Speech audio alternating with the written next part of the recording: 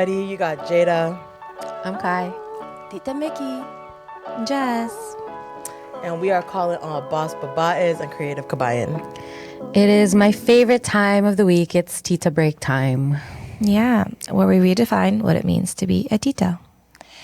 And you know what? I think I actually don't have to tell you to like and subscribe this week because I feel like you listened to me last week. But just in case you forgot or you missed it, it is time to hit the like and subscribe button. Listen to her. She won't stop. So you don't miss anything important or really cool coming up. So appreciate you. Thanks. Wait, Listen sorry. to Mickey. Is this the right one? Did I do it? I don't know how to do that one. That one's so hard. I feel It's like I so start hard. No, glitching. it hurts my fingers. It's not comfortable. I don't know who Beer made that claw. up. Why did it? And I feel like I have to think I have to think okay, so first this hard. one down, second It's right. like when you make the snake with your hands. You know, like the snake Oh, I could never do for that elementary one. school. You I guys didn't do remember that. that. I This couldn't is- do it. How do we do blood? I can spell Yeah. blood. For all our Scarborough girlies. It's hard. It guys. looks like okay. It does look like a snake. I'll Oh, show you later. man. I could do the dog in the shadow, but anyways. I can do it, but Yeah. Invite us to your parties. Okay. All right, guys. Well, we are so happy to have you guys join us. You know, the Tita crew, we talk about everything. Gang. Today, we are going to get a little serious because we're going to talk about something that maybe you don't talk about openly ever. And we want to create that space to have reflection and kind of dig a little bit deeper. So today, our episode is going to be about trauma. And before we go into such a special topic, we thought it was important to make sure that we also share the definitions. I think, you know, as adults, there's like this funny stigma that it's like, well, you're an adult now, so you should just be able to speak in front of large crowds and you should just know all the definitions and you don't want to look dumb. So you don't ask, right? So I, like right before, just ChatGPT'd a few, like a definition, and we want to share that just to kind of set the stage so we know what we're really acknowledging and we're using the right terminology. So trauma is the emotional, psychological, and sometimes physical response to an event or a series of events that overwhelms a person's ability to cope or feel safe. In simple terms, trauma is what happens inside of you as a result of something that felt too much, too fast, or too painful. So what makes something traumatic? This can be something that involves fear, helplessness, or loss of control, threat to safety, whether it be physical or emotional, violation of trust or boundaries, or ongoing stress without relief. So what's important to note here is the fact that trauma is subjective. Two people can experience the same exact event, but only one of them will be traumatized. But that doesn't mean either person is weak or dramatic. So common types of trauma, we have acute trauma, which is a single event, an accident, sudden loss, scary incident. It can also show up as chronic trauma, repeated or ongoing stress. This could be neglect, instability, or bullying. There's complex trauma, which is long-term trauma, often starting early in life, especially within relationships. And these are the two I think we're going to hit a lot today. Intergenerational trauma, trauma passed down through families and culture. And then collective or cultural trauma, which is trauma experienced by a group or a community. So how can trauma show up for you? Trauma doesn't always look dramatic. It can show up as just being easily triggered, shut down, which I'm sure we all have experienced. Anxiety, numbness, constant alertness, trouble trusting people, strong emotional reactions that feel out of proportion, avoidance of certain topics, places, or feelings. Again, before we start, a key thing to remember is that trauma is not the event itself, it's the lasting impact that event on your nervous system, emotions, and your sense of safety. And healing does not mean forgetting what happened. It means regaining choice, safety, and connection in your body and in your life. Wow, that was so well said. Oh man, no, it was deep. I was like, I just did a quick search on the definition and reading it. I was like, whoa, like we're going to get really deep today, So what is our Filipino phrase of the day? So I'm going to go with our Tagalog phrase. Let's go with the second one here that says, may halaga ang nararamdaman mo. I hate those long words. It's Nararamdaman syllables, mo. because the man. spaces. Where's the Where's spaces? the spaces? Yeah. Anyways, what I'm trying to say is your feelings are valid. I And just to think kind of like this. piggyback off what Jada said, is like the experience and how you feel after the situation is always valid. And you don't get, and no one else gets to dictate how you feel or experience a particular situation. I think that's a large one too, because I feel like being seen, being heard is just as important to move forward. Yeah. So yes, your feelings are valid, and in Bisaya, it's importante ang imong gibati. Wow, you mean that sounds so Okay, I good. gotta try both. So I'll go back to That the first Tagalog. one though. Yeah. May halaga ang naraman. Nope. Sorry, I don't. May halaga ang Drea. naramdaman mo. I butchered that. Naramdaman mo. Naramdanam. May halaga ang naramdaman mo. Mo. Mo. And then, importante ang imong gabate.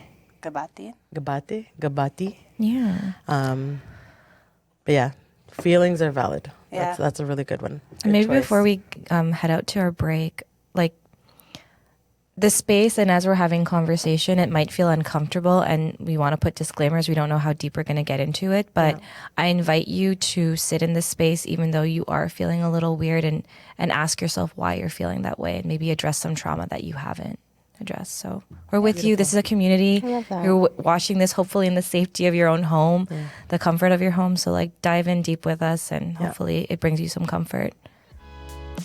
Buckle up, buckos. BRB. Here we go. Welcome back, everybody. So today we're talking about trauma, and we're going to start at home, in our childhood. So what are some traumatic experiences that you guys remember in your Filipino household? It can stem anywhere from emotional neglect all the way down to financial instability. So like, are some things kind of jumping up for you guys? Financial instability pops up for me. I lived a very full childhood. Again, my parents did an amazing job of giving us experiences, but yeah, there were moments. I think there's just that understanding of hey, you can't get everything that you want, or maybe seeing what other families or kids have, and then playing that compare game. And then in terms of verbal or emotional neglect, love my parents. My parents were great. I did have one tita who was she was the tita that was we're kids, but it's when you're in her house, you can't run, you can't play, don't be too loud. So I feel that feeling of just don't move, don't say, don't that.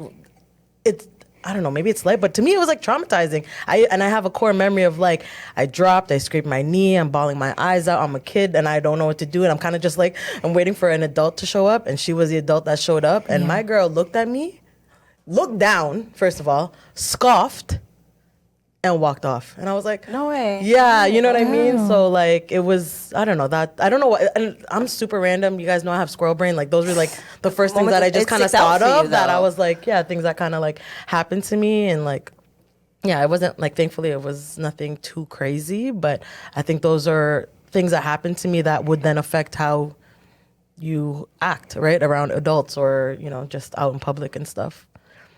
I think my first memory of trauma, and it's actually not something that I personally remember. It's something that was told on me. I started school in the Philippines.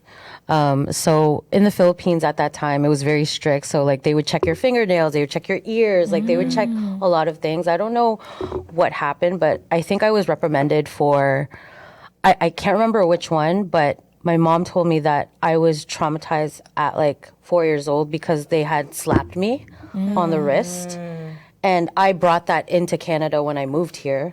And that's why going to school was so terrifying, and why my mom had to stay with me. And it was only until obviously comfortability and creativity entered the room that she could then leave and get a job as a new immigrant. But yeah, that was one of the first things. It was, I guess, I don't want to say gentle abuse, but abuse that came from someone that you did not trust, you know? So, yeah. It's hard because trauma means different things to different people. I think the trauma I experienced during my childhood came more so from social groups and came more so from Same. friends and from school, and which is why I talk all the time about like my social anxiety. And I'll be so for real, like my cultural identity has been a source of trauma for me growing up, because I never felt fully accepted by either culture. This didn't happen in childhood, but I told you and Jess about it, Jada, about the time I was traveling overseas and I was in Singapore and I was on a cruise ship. And then there was a lot of like Filipino staff on the cruise ship, right? And so like my server, he was Filipino, so I was like, oh, salamat. And he's asking me, he's like, oh, like, how do you know Tagalog? How do you know? I was like, oh, I'm Filipino. And he looked me in my face. He's like, no, you're not. And I was like, okay, yeah, I am. He's like, no, but like, how do you know Filipino? Where are you from? I'm like, oh, I'm from Toronto. And he's like, oh, so you have like just Filipino friends. That's how you know. And I'm like, no, I'm Filipino. And he's like, my dad's Filipino. And it's like, I felt like I was fighting to prove my identity to somebody, which is, again, also why this podcast is really important to me.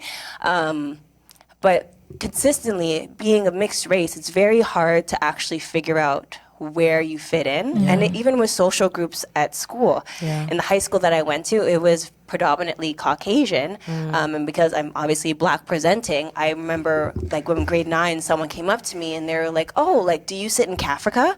And I'm like, what's CAFRICA? And CAFRICA was this one lunch table in our cafeteria where all the black people sat. That's crazy. And it wasn't intentional segregation, but you know how your culture just like finds each other, so then they actually termed it CAFRICA. And I'm in grade 9, I'm like, what is CAFRICA? What's going on? So it's like, I always felt like people tried to pinhole me into certain categories or certain cultures, or deny me of my actual culture.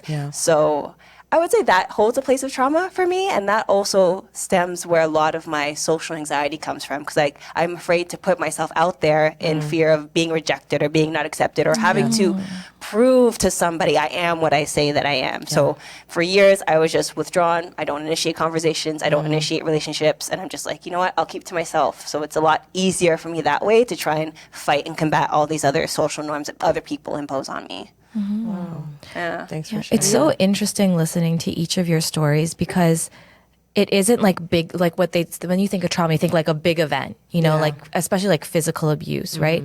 But these are just like small interactions that you guys have had throughout your lives that have made a huge impact. For sure. And like not addressing it like when you're a child, and then it just like builds up as you go into your adolescence and into your teenage years, and it becomes a part of your identity. And I think people don't realize that about trauma. It's not just like something happens, you deal with it. No, it's with you forever. And sometimes you go through it, you don't even realize it until later on when you're seeking help and counsel, or you have moments like, I love your segment when you're talking about your social anxiety and walking through people like your process, because it doesn't come to you at once and it doesn't heal at once. It's just like this ongoing journey with everything. And like when I think about my childhood, it's actually like having young parents and having cousins who are older, like 5-6 years older. I was always around like older people. And I was always the youngest one, so I was always being exposed to things that were like a little bit too mature for me. And at the time, you're so cool, right? You're like, oh, I get to see like my cousins and like hang out with my parents' friends. But then you realize that subconsciously they're exposing you to things that you're not supposed to be exposed to at that age. And nothing was ever harmful, but just like language, seeing like a movie you're not supposed to see. Oh my gosh, that's so bad. My grandma, sorry, grandma, she snuck us in to watch Debbie Moore striptease. Oh, and we were like, Wow, Lola. Really? I want to say like the grandkids were between like maybe like 8 and 11. No. And like I don't think she realized it was gonna. Sorry, I'm She's so like, sorry, I love Grandma. Debbie Moore. She doesn't watch this. I love you so much. I know it wasn't an intentional thing. But again, right? Good. Like in your head, just like, oh, I want to go to watch a movie. I mean, out of all movies in the world, why would you take us to that one? But right, like. And I guess like it was harmful, but having all those little tiny experiences as kids, and then realizing later that you matured so fast, and then when you're standing beside your peers and like your brain just like thinks about things differently. And you're in this weird predicament where you're like a teenager, but you're like kind of over sexualized, but you don't see it as a bad thing until something's happening and like your friends are like, oh, that's gross, and you're like, oh, I thought that was normal. Right? And then how that translated into me dating and how I had my relationships with other people, right? So I think that was a very quiet trauma I didn't realize until going through therapy and talking to much later. Too late, I would say. I'm gonna Never say too late. So part of the I kind of had piggyback thought. So aside from being told you can't be loud, you can't play, don't mess around, don't disturb anything. So I took that into school, and I totally had a bully, and I didn't know how to defend myself. I didn't know how to talk. So anytime there was any kind of friction, tears, bawling. I don't know how to speak for myself. And I even remember then also with the Filipino culture, I remember this one girl was like, "Why are you like this? Why are you just harping in on me?" And this little Catholic Filipino girl's like, "This is how God made me." And then she totally, then I think I asked her something else, and I was like, "Well, why are you being so mean?" And she's like, "Well, that's how God made me." And it threw it back in my face, which continued to even more ball. Sorry, you know my what I mean? internal dialogue is give me names. So thanks, Fred. And with that, so that's from the school, but that totally translated into my adulthood. That's why I like to be behind the scenes. I don't I will do the work. I'll do whatever you want. Just don't put me in front of the spotlight, which is so ironic that now we all have a freaking TV show and podcast.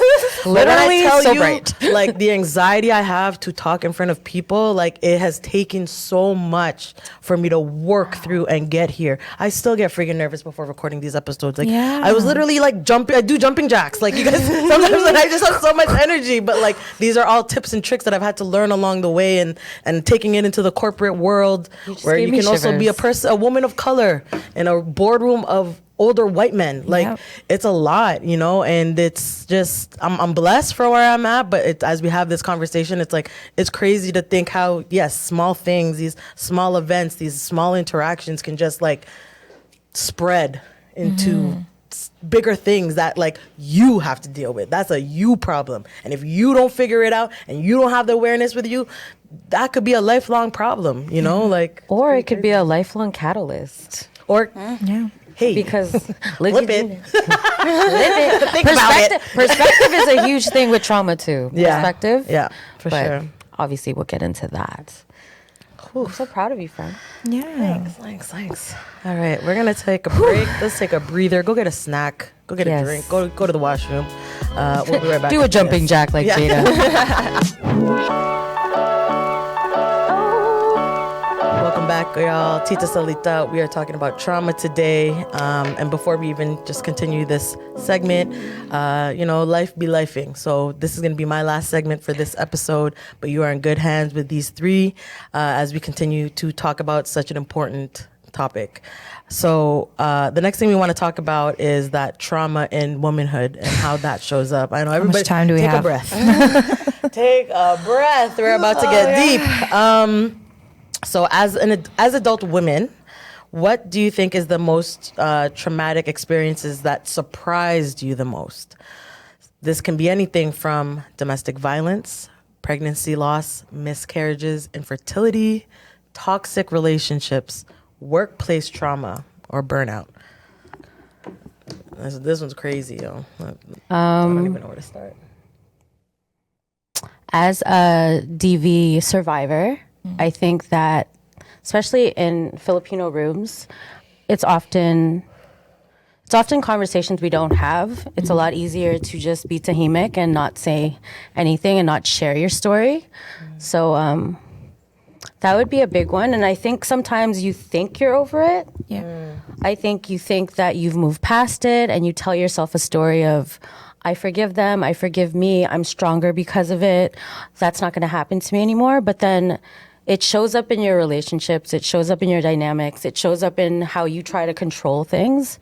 It shows up in how you often feel like you have to be heard when there's no debate or argument. It's just your need to feel heard because you were so silenced for so long. So I think domestic violence for me was a big one. I'm still currently dealing with the after effects and the residue of that. And it only showed up when I started having healthy relationships around me. Because it doesn't show up when you have shitty people around you. Excuse my language, but there's no better word for them. I think when you have healthy friendships, healthy relationships, healthy partners, that's when it truly shows up, because then it becomes a mirror on the things that you haven't necessarily healed from. So it's like a test almost, right? Yeah. I think what surprised me the most is I was actually in an abusive relationship for 5 years. it was emotionally abusive at first. It also got physically abusive as well. But I think what surprised me is that I've always had such confidence. Like, my family has done a very good job of raising like a good foundation for me, and I grew up with so much love, so much support, so much compassion. So when I got into this relationship, I actually didn't know how to identify the symptoms of abuse, right? I was like, because I've only known love my whole life, I just assumed that in everybody else. Like, it didn't occur to me that people can be vindictive. It didn't occur to me that people can be manipulative, because I've never experienced that. And I didn't know how to look out for that. So now that I'm in this relationship, he's showing me the love, he's showing me the compassion, again, the love I'm used to expecting my whole life. And then there were the moments that got emotionally abusive, and I kind of forgave them. And I was like, because then it was always followed up with the love and the compassion right after. And I'm like, oh, okay, no, he still loves me. Oh, okay, no, he still cares. Like, we're just having arguments, whatever. And I kept making excuses for a long time. Even when it did get physically abusive, I would be like, okay, well, I antagonized him, I egged him on, right? I was like, okay, there was always reasonings or rationales of how it got that way. Again, even though that was never the household I was raised in. So it was so unexpected, especially now looking back. Like, I'm really disappointed in myself, genuinely, for allowing it to happen for that long. Sorry. You're like talking my soul right now. And exactly what you said, because now in the marriage that I'm in right now, I'm realizing how much that person dimmed my light. He would get upset at things, like he would get upset for how much time I was spending with my family. And I didn't notice the fact, but I guys know I moved out to Edmonton. He was the reason I moved out to Edmonton. And looking back, is like he did that intentionally to remove me from my family and from my support system, so that in Edmonton I can only depend on him. It's him and only him, right? So that's a big key indicator of abuse, is they want to isolate you and they want to be your sole provider and sole source of comfort, so you depend on them. And he always hated that. He always said, you don't need me, like you don't depend on me. And I'm like, I don't need you. I was like, I like you, I want to be with you, but I don't need you. And that was a big argument. But there's a lot of things about me, like he would complain that I would sing all the time in the car. He's like, do you have to sing every song? And I was like, bro, I like singing. And he's like, can I be happy? Or he's like, oh, like you're always dressing a certain way, you're always like looking this, you're always looking for attention. And I'm like, bro, like I don't know. Like, what do you? I'm just being you. I'm just being me. But there are so many nitpicking small things. And again, like you said about the small micro traumas, there's a bunch of small things that added up. And even now, like I'm working through it, and I'm very, very appreciative for the supportive husband that I have now, because he's actively trying to pull me out. And I genuinely feel like I get to be myself again. So, very appreciative. But what I'm meaning to say with this is that it's sometimes hard to notice the signals, and I actually didn't realize it until I saw a pamphlet that said, does this happen to you? Does this happen to you? Does this happen to you? And all the answers were yes. And I was like, wait a second. Am I in an abusive relationship? And it took me 4 years to realize that, only because I saw a pamphlet in my doctor's office and I read the questions. I was like, oh my God, it's yes to all of these things. Because we grew up so trusting. I grew up so trusting. Grew up so loved. I only know love, and I only know how to give love. Like when we were entering that first segment, I was like, I had such a full childhood. So I like totally mirror everything you're saying. Right? And people always say, it's like, okay, well, you get in abusive relationships because that's how you were raised. That's what you know. That's not true. Not true. That I didn't know. And I got tricked because I didn't know what to look for. So I think it is important to have these open conversations, because again, I didn't see it growing up. So I didn't know the things to look for. So it can literally happen to anybody at any time. I just want to touch too. I think there's like this narrative that like abuse can only happen to weak women. Like, not true. I was a happy child, a child that sang, a child like I was a cool kid, like all the things. So my apologies. I just want to let you know, like if you've gone through it or you are going through it, or you think you can't go through it, there's no category where it can't happen to you. So just be kind when someone is sharing their story. I just want to like label that, like believe them when they say, like, if someone is strong enough to share their story, like believe them. Like, and it's interesting because I think that when you're hearing it, the first things in your mind are like to be judgmental, right? But even with that, like, I didn't have the same childhood that you guys had, but I think that when you experience abuse, you unintentionally mirror it. all of a sudden to people who really care about you. Absolutely. So I definitely did that. But I mean, while we're going through this list, I'm like, check. Right. So it's hard to pick one to talk about. But like, I recently shared my miscarriage story on social media, which was really hard. But man, I don't remember any of my titas, any of my lolas talking about infertility, miscarriages, pregnancy loss. Like, and I would love to normalize that, because the strength that comes from trying again or deciding not to try, that is something that needs to be celebrated and acknowledged, because putting your headspace into trying to have a child is such a traumatic experience to begin with. And like, I lost my child like when it was on Christmas Eve, which is such a special day. But what had happened is that I was just cramping, and then I knew something was wrong, and you're just kind of waiting for it. But how it had happened was like, I literally went to the washroom, and the baby just like fell out of me. So it was like, it literally looked like a red marble, and there was like already bleeding. And they say like to keep it for like research, but like it was just processing. Like I literally like I feel like when it's happening and you're bleeding, like you don't see anything, but like to physically see like a part of you like leave your body, it was like, when I think back to it, and like, it's so hard for me to describe to my husband and to get him to know how I'm feeling. But like every Christmas I get sad. But then I'm also met with the love that came from like my son now, because I wanted to try again. But just hearing so many times when I share that story, how many women I know who are like, oh my gosh, I had one too. Yeah. And it's so prevalent, and it's so crazy. I really hate the stigma that you're not supposed to tell anybody before 3 months in case anything happens, right? But I think it's actually important that you people do know, and so that they know that you're grieving, right? Yes. So imagine now going to work and carrying on your day. You're grieving such this intense loss, and nobody knows about it, and you have to pretend like everything's okay. That's exhausting. Exhausting. Yeah. And even in like the Filipino community, like if we don't talk to it about like with our titas and stuff, like I just don't understand why we're not going to talk about that, and why we downplay things. And I know JD I'm just going to touch on this because I feel like it's like a huge one. But like when we talk about domestic violence, even like sexual assault, like, like I'm a survivor of that too. And I didn't realize I was like, that had happened to me until therapy. And my therapist is like, do you understand that? And it was a family friend. I was young. I would think I was like 10 or 11. And I trusted this person. And I don't even think this person knows what they had done, like to think it was wrong. But then when I was telling my elders, eventually when I was trying to heal and ask them about it, and, I was angry when I approached them, because I'm like, this is happening to me. Like, how can you guys not know? But it wasn't their fault. And their response was, oh, that happened to you? You don't think that happened to me? What? And it was the most demoralizing feeling, not just for myself, but for my elder, to be like, I wanted to be so sad and cry for them and be like, that's not normal.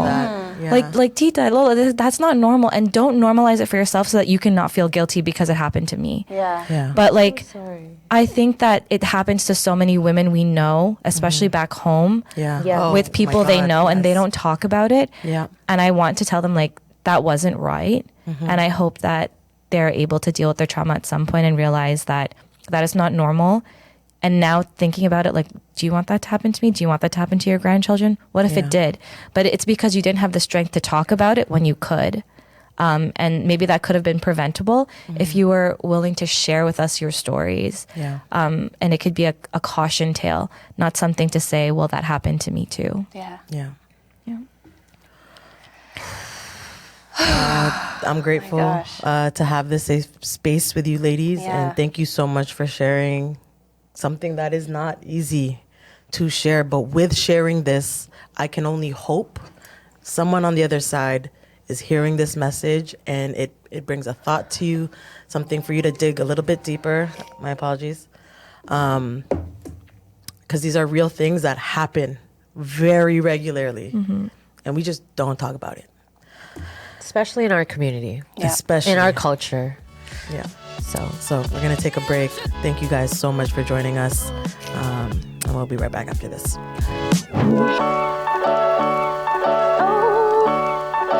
Okay, I'm not crying anymore. I'm back. No worries. Still crying. But we're back. Okay, so question to the table. When did you guys realizing that healing from your trauma was necessary, not optional? I can take that away right now. Yeah. Remember in our last segment when you're like, you end up showing those same signs and delivering the same abuse. I do this because you don't necessarily think it's abuse. You end up mirroring that kind of behavior or those actions or those words, or just you bring it back to the people you love. And I think it was only around COVID when I met the healthiest person for my personal development, for my personal growth, but also like just a beautiful person all around, where I started realizing how toxic now I was. And I was never the toxic one. I was never the one that created issues out of thin air. I was never the one that would say the things that you would literally go back and say, did I just say that? Yeah. So it was then where I was like, okay, I need to work on myself. Like, because how am I now showing up like the person that hurt me the most? And the irony of that is crazy, because just like you said, I grew up in a household full of love. Yeah. Full of people that spoke life into me. And how am I now delivering somebody else to how am tear I you down? being such a menace to somebody who is just showing me love? Yeah. So what about you guys? I think like same thing. It's like, so Is there music playing I somewhere? know it's mood music. Oh my gosh. I just feel it's okay. It's okay. I was like, who put on the lo-fi? I know. Like, whoa, what a moment to come in. That was so nice. I was like, take it away. We're here.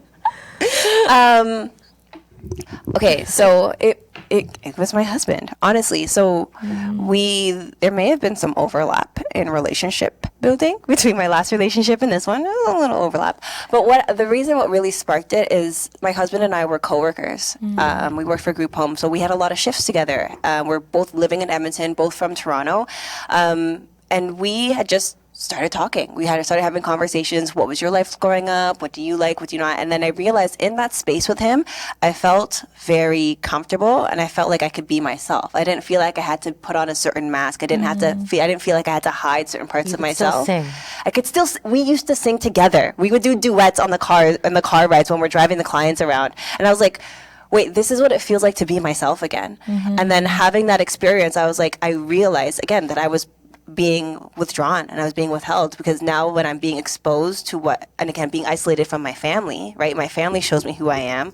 Having my husband in my workplace, someone that reminded me of home and allowed me to be genuinely myself, that's what really made me realize, the relationship I'm in is not healthy.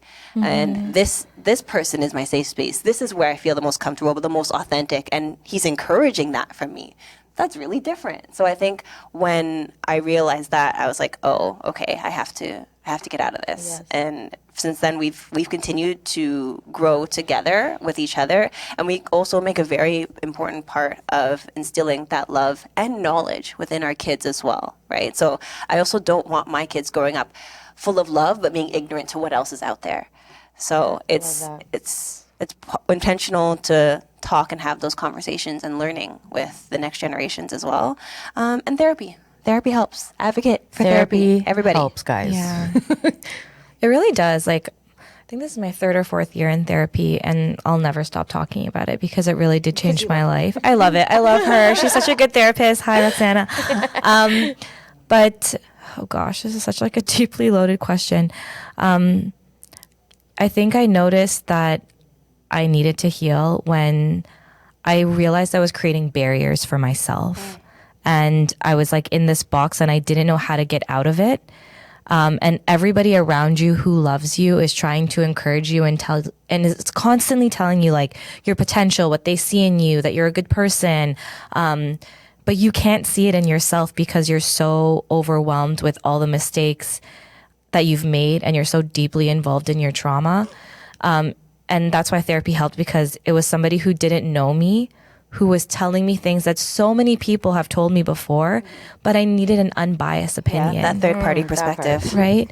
And then my husband, I went through so many years of people telling me I wasn't good enough, and that because of my past, who I chose to be with, how I decided to behave, like that I wasn't lovable.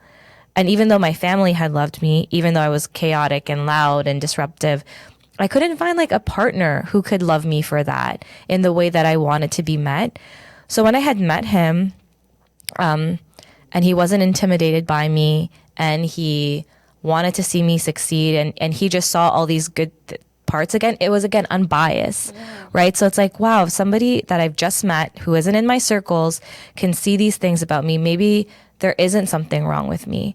And that created a really like gentle, healing environment for me to just show up. And then throughout my career and all these things that are happening and building a relationship and eventually getting married and having a kid, like all of a sudden I started to feel good things happening to me, but it's just because like I allowed it and I stopped boxing myself in and capping my potential and understanding that like I could have this big, beautiful life if I allowed myself to, and found myself deserving again. So for me, grateful for that. I think that's like just the healing. And that's a huge one. It's the feeling like you deserve it. And I know, so we talked about this earlier in the last segment, but like within the Filipino culture, it's very taboo to talk about some of these challenges. It's very taboo to talk about abuse, about sexual abuse, about negative experiences that we've had. So how have you guys found like trying to navigate that as probably one of the first generations in our family that's willing to openly address these concerns? Like, do you guys talk to your parents about them or any of other relatives about the work that you're doing internally around healing from these traumas? I'll start by saying that I don't. So I do want to shout out my family. My parents, my whole family actually didn't know that I was going through domestic violence, and it was happening for about 3 years. I was already kind of alienated from them, but the day that they found out, which was actually Thanksgiving, was the day that everyone found out. Like I told my mom, we were all at my uncle's house, but it was in the midst of like my ex was TMI maybe, but he was threatening to throw all my stuff out of the house like that we lived in. And I told my mom, I said, can I talk to you upstairs? And I just broke down and I told her everything. And that was the first time she heard it. And as my mother, she went straight into action. She grabbed my dad. She grabbed my siblings. I called my best friend. We all left that family party. We grabbed garbage bags at the grocery store and we all went in there and moved me out that night. wow. Yeah. And I remember moving back home and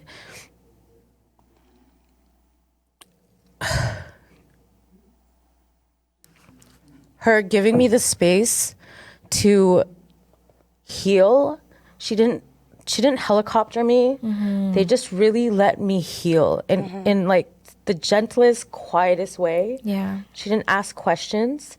And then when I was ready to talk about it, she always allowed that space, but she never jumped in. She never tried to force or put it on fast forward. So that obviously helped me heal at a faster pace. But being able to share my story with her, but also it was hard to hear her feel like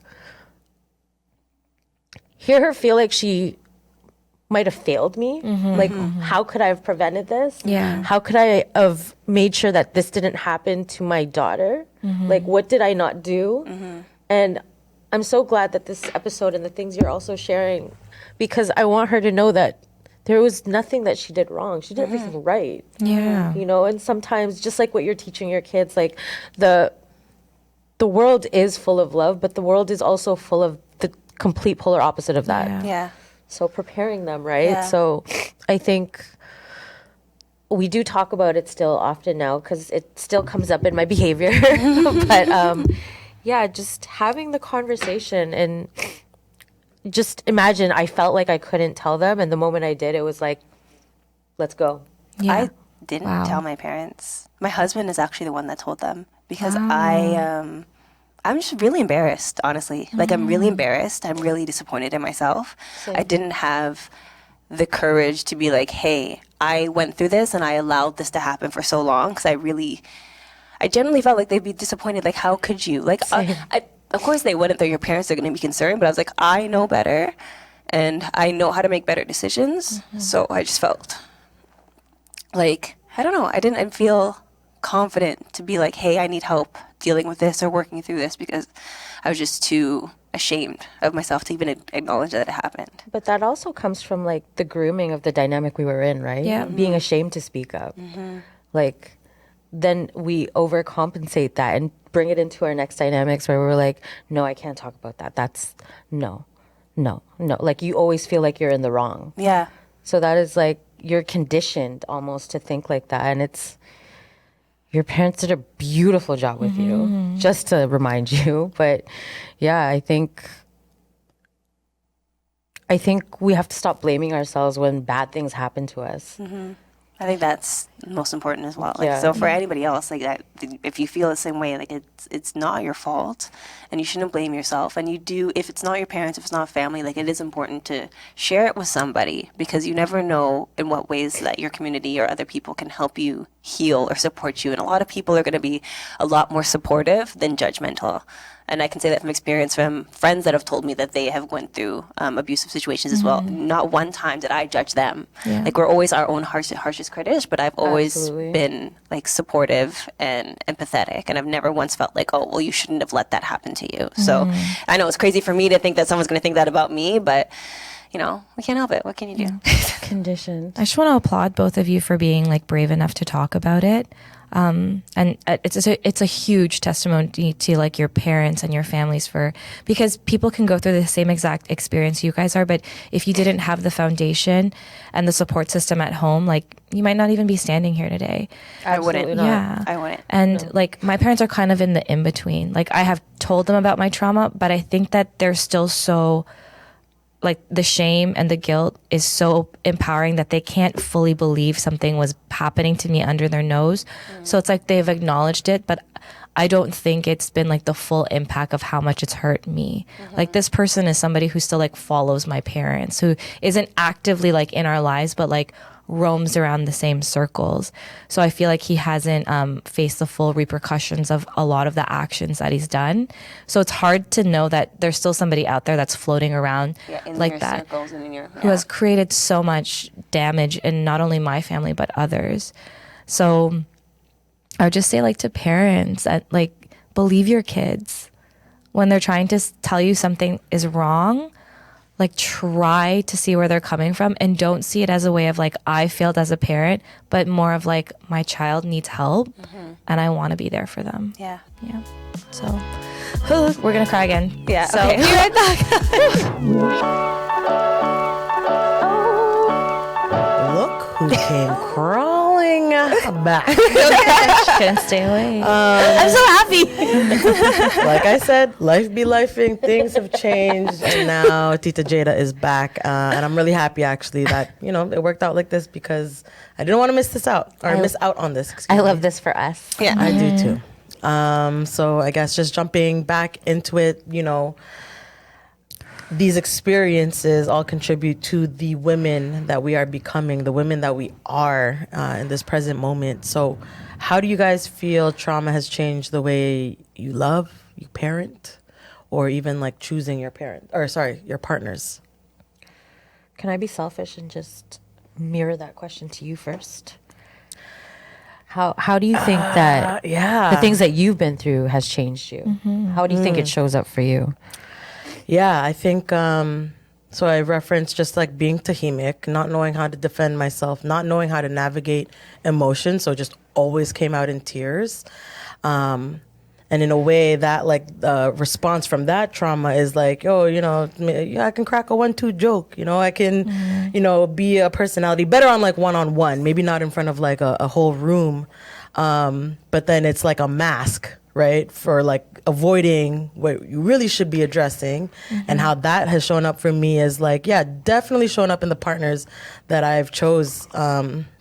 Because, I can come off depending on who you are or how you've interacted with me. I mean, I could also just be a like huge weirdo to you, because I'm like, I have those moments. But like, I've been told it's like, oh, you're so confident, or you're this. And it's like, I'm hiding shit, guys. Like, it's all a front. And for someone who comes off confident, I would then choose partners that abused me, not physically, thankfully, but like emotionally and mentally, because I never wanted to rock the boat. So then they could talk to me a certain way, or like I would, let verbal abuse go. And I had one partner, like he was someone that was always on and off, super narcissistic. And it's that like, I didn't realize how much I was actually being manipulated. And also learning about myself, like to not put everything like, what's the word that I'm looking for? The term, the potential, falling in love with the potential.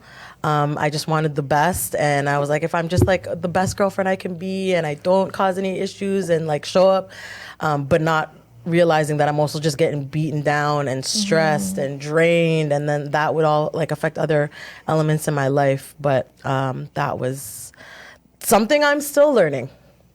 Quite frankly. So I'm glad that I've kind of closed that I've closed that chapter with that really toxic relationship, but it comes up in my day to day, like for sure as I date. So yeah, I don't know. Thank you for speaking on that, because I think a lot of people think that abuse is limited or not as effective if it's not physical. Like the breaking down actually happens first.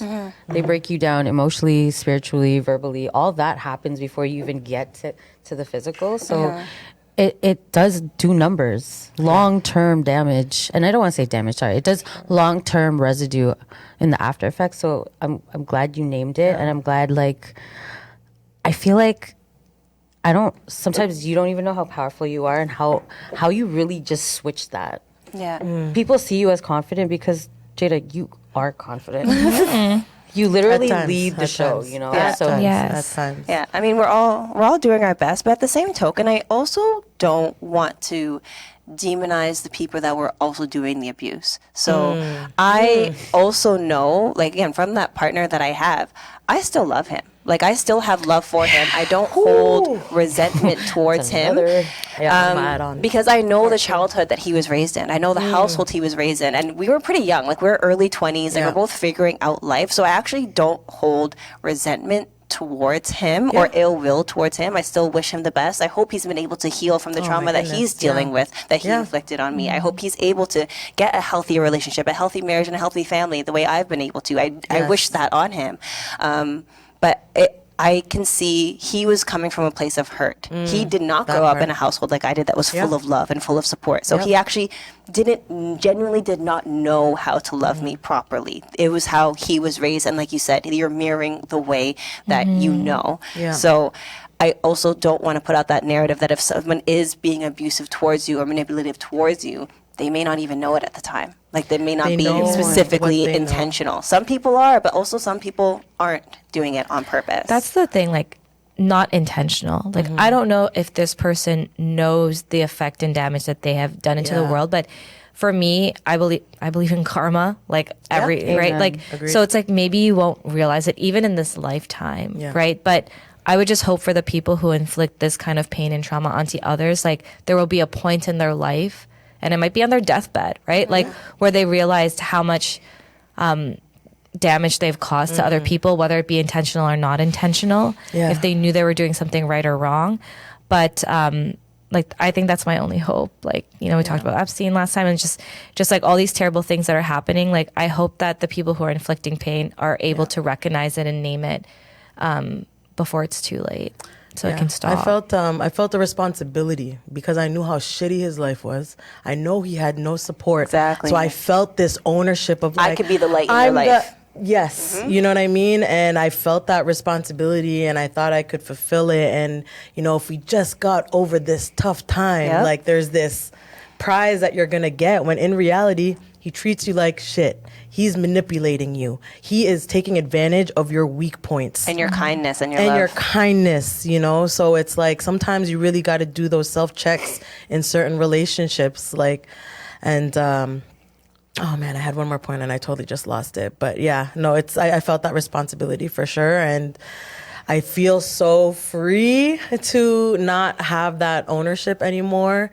And I feel the exact same. Bro, you're messed up. The way you have stressed my life, but the way I actually still have love for you, the fact that I want you to thrive and be your best self, but I also think you are a prisoner of the trauma that you've experienced. And like straight up, like 2 years ago, like he told me how he was like literally sexually abused by this man who told his mom that like, oh yeah, I'm gonna take care of the da-da-da.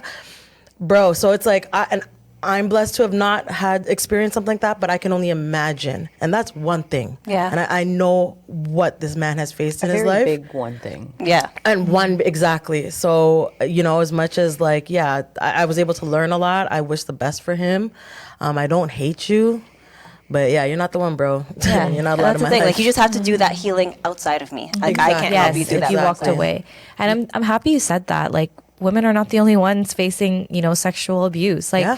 and I encourage men and others, like, and boys to speak up, man. Like, we don't know what you're going through, and that's like men's mental health Yes. is not addressed enough. So I'm happy that that person was able to share that with you. Right. But oh, sorry, go. Yeah, before we end off, like for everyone at the table, like we've learned a lot of lessons in our life and what got us here. Like if there was something that you would say to your younger self, is there anything? Or is it just like we gotta go through the motions and figure it out on the way? And I ask this selfishly because like I'm also parenting a daughter. Like I'm parenting my son too, but it's like I don't how do I appropriately prepare her for these things? Right? It's like life is lifing.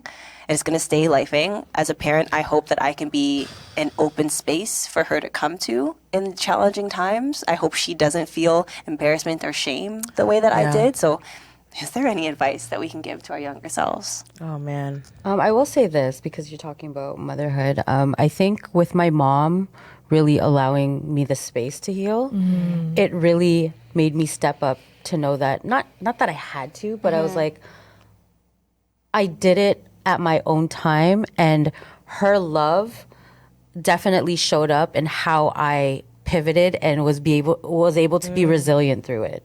And it didn't show up loudly. It just showed up in, you know what? Like I have so much love in my childhood, in my family, and everything that she's instilled in me that there's no other option but to show up for myself. Like, so I think I would just tell myself like I think I know it's cliche, but like just be kind to your mind. Your mind it could be so savage. Like it's like warfare up there sometimes. Trust me. Like All the literal warfare. So be kind to your mind. It is literally the only place you live that you cannot run away from. Yeah. Yeah. That would be my advice. That's good advice. I'm crazy up here. I wish I would even say like a nuck. Like I wish my mom called me that more. But I would say like trust your intuition. Like let go of your guilt, let go of your shame. If you want to tell somebody who you trust something, just say it out loud. Because whatever we don't know, we can't help. So I would just like encourage like even my daughter, like all the kids out there, like just speak up and share what you're feeling with other people so that you can understand if something's going wrong in your life, because many times we don't even realize it. Yeah. That part. I want to be so profound in this moment because you guys have given such great advice. And I almost feel like I'm like literally unpacking it live as this is just being recorded, because there's like, I went to one therapy session and I brought up some stuff from my childhood, and she was just like, who is an adult that you could go and talk to about anything? And I was like,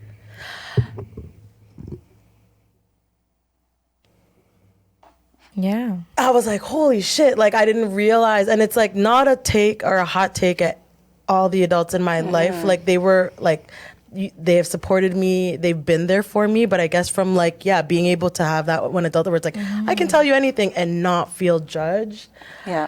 A reality is I felt like I didn't have that. And then also it's like our parents were like always working. So it's like, and I'm the oldest, I'm the ate. So you just have to be the strongest and have the answers. And when something happens, it's you jumping in. So it's like there's that identity of like, I just got to figure it out. So I guess if I was to give my younger self advice, whoa, I was about to cry. First of all, I want to hug her and tell her that like everything's gonna be fine, nothing's gonna break you, and like maybe try journaling. Yeah. If you don't feel like, because I think that's a reality, like, and it's not a hot take at like adults. Like, I think everybody's just doing the best that they can. But like, if you don't have someone to go to, like, be kind to your mind, start journaling, slowing down your thoughts and writing that out actually may bring, some clarity or relief of some sort. I love that. That's beautiful. Whoa, I was not expecting Yeah, like, can you not? Welcome to my crying world. Welcome to my Guys, I'm the crybaby, so like, welcome to my world. Yeah. I want to end us off, guys. A lot of this reflection, like, genuinely has been happening live at this table. I've spoken about these things privately with my friends before, but speaking it to you guys who have just come into my life for the very first time in the last year, speaking to the camera, speaking to the internet. I've done healing on it, but it just shows like it's never fully done. Yeah. Like we're still Ongoing. processing, we're still learning, and we're learning through conversation. So I encourage anybody that has been holding on to something, if you've been scared to share it, just what Jess said, like say it out loud to a trusted person, whether it's a family member, a friend, a teacher that you trust, like a colleague, a coworker, just somebody. I think once you get it out, that's the first step to healing. And that's also the first step of acceptance, accepting that there is something to address and there is something to work on. So I want to encourage that to all of you. I promise you it's been healing for me. It's been healing for all of us at this table, actually. And I'm so grateful for you guys for giving us the safe space. But I encourage you to find a safe space, and I encourage you to also be a safe space. We need more safe spaces, and someone in your life might need you and might need you to support them and encourage them. So I hope With a very heavy heart. we hope you guys have opened up. I hope we've been able to open you guys up and be more comfortable in talking about some tough shit. Yeah. Honestly. And you're not alone. You're not alone. Clearly. You're Not alone. We love you. Love you guys. Hugs. Oh, group hug. Sorry, I knocked the mic. Got excited. Oh, all right. Wow. That was an amazing episode. I knew this was gonna be deep. We didn't know where it was gonna land. But yeah, super grateful for you guys. I hope you guys are able to take something away. We're gonna lighten it up next week. It won't always be so deep. But you know where to find us. We love you. Mahal. Until next time. Ingat. Amping. Bye.